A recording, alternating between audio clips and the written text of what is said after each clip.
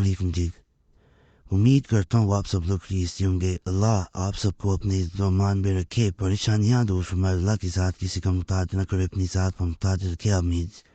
جیسے جرب تویزات وظائف عملیات کا سلسلہ پہلے 3 سال 4 سال سے چلتا آ رہا ہے اور الحمدللہ ابھی بھی جاری ہے. مرشد کے فیوز برکات سے دیگر لوگ بھی بہت زیادہ مستفید ہو رہے ہیں, اور اللہ سے یہی دعا ہے کہ آپ سب جتنا بھی زیادہ ہو سکتا ہے ان فیوز برکات سے فائدہ اٹھا سکیں اور آپ کو ان سے فیض حاصل ہو. آج میں جو عمل بتانے لگا ہوں یہ بہت خاص عمل ہے. اس میں عام طور پہ آپ نے جیسے سنا ہوگا کہ انسان جنات کو حاضر کر لیتا ہے. اس عمل کو کرنے والے کسی انسان کو حاضر کرتے ہیں. یعنی اگر آپ چاہتے ہیں کوئی انسان آپ کے سامنے حاضر ہو جائے تو یہ عمل ضرور کر کے دیکھیں. اس عمل کو کرنے سے دوسرا انسان بے چین ہو کے آپ کے سامنے حاضر ہوتا ہے. اس میں چہرے پہ ہاتھ رکھ لیے جاتے ہیں. جو انسان عمل کرنا چاہ رہا ہوتا ہے, ناپاکی میں ہوتا ہے, نہیں کر سکتے. کسی انسان کے لیے بھی کیا جا سکتا ہے, بھائی کے لیے, بہن کے لیے, شوہر کے لیے, بیوی کے لیے, ماں کے لیے, باپ کے لیے, بیٹے کے لیے, کسی نکاح کرنا چاہتے ہیں اس کے لیے, کسی کے لیے بھی جس کے لیے کرنا چاہتے ہیں اس کو حاضر کرنا ہے بتائے گئے طریقے کے مطابق. صرف 3 دفعہ یہ وظیفہ پڑھنا ہے اور دعا کرنی ہے. وہ اس کے بعد اپنی آنکھیں یعنی اپنے ہاتھ ہٹانے آنکھیں کھول لینی ہیں. انشاءاللہ جیسے یہ مکمل ہوتا ہے, اگر مزید میں طریقہ بتاتا ہوں تو دوسرا انسان حاضر ہو جاتا ہے. اجازت اس عمل کی سب کو ہے, صرف ویڈیو مکمل دیکھ لیا کریں. اور اس چینل پہ بہت مجرب تویزات وظائف پہلے بھی موجود ہے. گزارش ہے پھر چینل سبسکرائب کر لیا کریں. نئے آنے والے اگر سبسکرائب کرتے ہیں جو ڈھونڈ رہے ہو کہ مجرب تویزات وظائف ان کی ویڈیو خود بخود پہ سامنے آ جاتی ہیں, نئی بھی مل جاتی ہیں. اور جمعرات کی دعا میں اپنا نام شامل کرنے کے لیے کمنٹس میں نام ضرور چھوڑیں.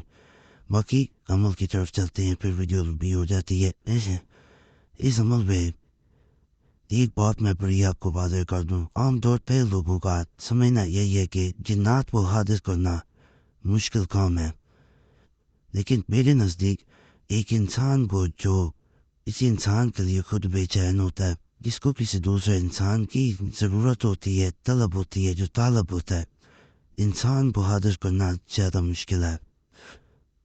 بعض معاملات میں کوئی انسان چھوڑ کے چلا گیا ہوتا ہے یا کوئی انسان چوری کر کے وہ چیز بھاگ جاتا ہے اور پتہ بھی چل جاتا ہے فلاں انسان لے کے گیا چیز, اس کو بھی نہیں بلایا جا سکتا ہوتا.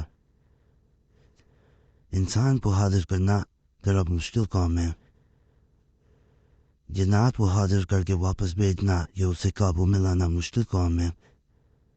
بعض لوگوں کا یہ بھی ماننا ہے کہ شاید جنات حاضر ہو جاتے ہیں تو وہ بڑا آسان کام ہے کہ حاضر کر کے انہیں قابو کر لیا جاتا ہے. یہ نہیں, انہیں بعد میں قابو کرنا اصل کام ہے.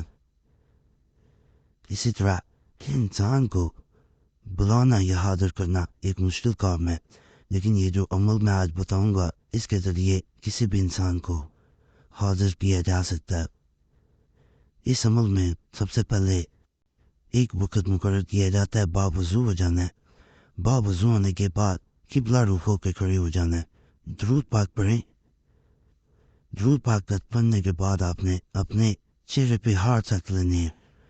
دونوں ہاتھ آپ کے چہرے پہ چلے جانے چاہیے. آنکھیں بند کر لینی ہے. اس کے بعد آپ نے نیت کر لینی ہے کہ میں فلاں انسان کو حاضر کرنا چاہ رہا ہوں یا حاضر کرنا چاہ رہی ہوں. دل میں نیت کریں, چہرہ تصور میں لے آئیں. اس انسان کا اگر آپ عامل ہیں, آپ کسی کے لیے عمل کر رہے ہیں, تو پھر یہ ایک بات بتا دیں کہ اس انسان کو, اس پہ انسان کا اور اس انسان کی والدہ کا نام لے کے پھر آنا پڑے گا.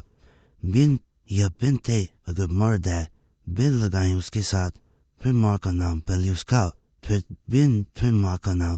عورت ہے اس کا نام بنت پھر اس کی ماں کا نام, اس طرح اس کا نام لیا جائے. اور اگر آپ خود کالا بین خود بلانا چاہ رہی ہیں، پھر آپ کے لیے یہی کافی ہے کہ آپ اس کا نام لیں اور تصور میں اس کا چہرہ لے کے آئیں۔ اس کے بعد آپ نے اس سورہ زخرف کے آیت نمبر 14،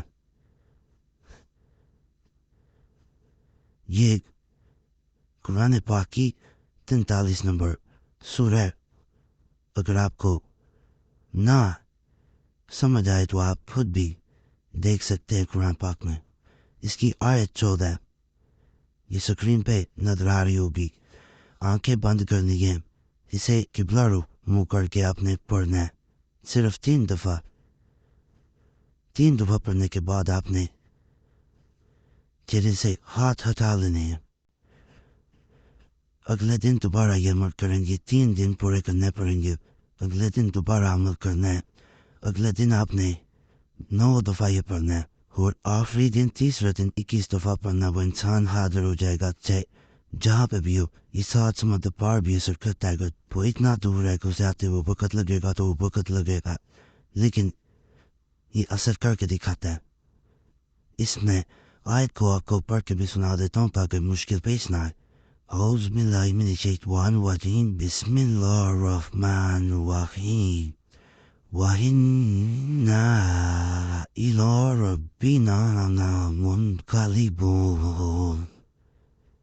وَإِنَّا إِلَىٰ رَبِّنَا لَمُنْقَلِبُونَ، وَإِنَّا إِلَىٰ رَبِّنَا لَمُنْقَلِبُونَ۔